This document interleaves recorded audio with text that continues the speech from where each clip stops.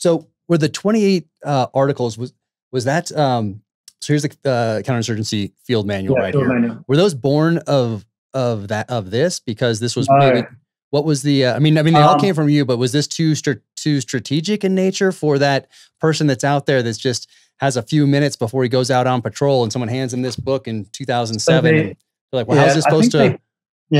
I think they put the 28 articles in as appendix to that, but it had already been published by the Marine Corps Review.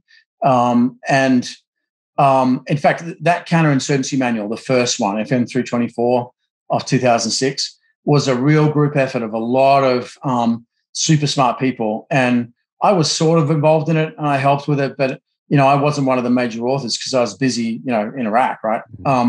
But it certainly, it's worth a read even now because it captures a lot of the core ideas. But no, 28 articles came about because of a really smart couple of Marine Corps captains.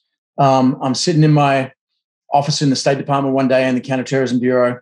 There's a knock on the door and these two guys come in. One's a guy called by the name of Scott Cuomo. There's a couple others. And they say, look, we're instructing out at Quantico. And we've seen all of this sort of higher level strategic stuff about, how to achieve various high level goals in counterinsurgency. What it doesn't give you is the concrete detail of like how to do it. Mm-hmm. And would you be willing to kind of, give us some pointers on that? And as it happened, I had to go to a meeting that afternoon in the Pentagon. And the guy I was supposed to meet stood me up. He had another meeting come up. That happens.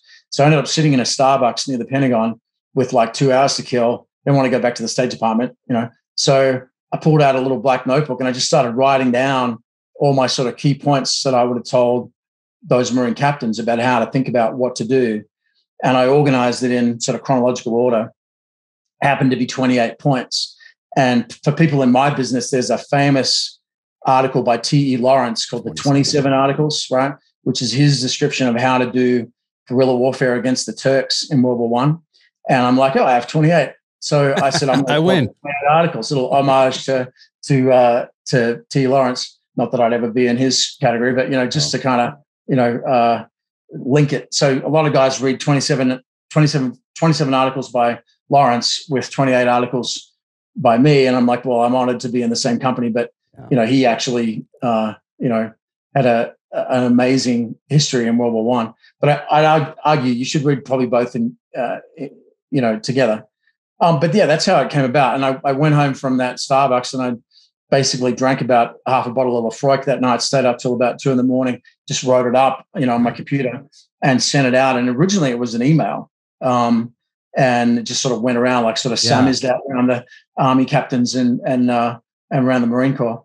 And then I get this call from the Marine Corps Review and they're like, hey, can you write that up as an article? So I ended up putting it out, I guess, April 06 maybe. So about a year and a bit before the coin manual came out and about a year before the surge. And I think it's funny because you put a lot of work into books, right? But sometimes it's the thing that you chunk out, in one night with a half a bottle of whiskey that is most resonant. And part of it is because it's practical, right? It's like, here's what you do first, right? Mm-hmm. Then do this, think about this, try to kind of give people a how-to guide. But I also tried to caveat it to say, like, this is what I know from the campaigns I've done. When you get out on the ground, this is only ever going to be a very rough guide and you got to figure it out for yourself, right? And that's a message that I think has resonated with a lot of people over the years. Yeah. Oh, yeah. That's hard to believe that's years ago now. Yeah, I know. It's crazy how time is flying. And here it's captured here in counterinsurgency right there. Oh, I think you can see it right there. But this is fantastic. You have all my books. I don't know what's going on. I have to get my publisher to send you a crate of whiskey. Please, hey, I won't turn it down.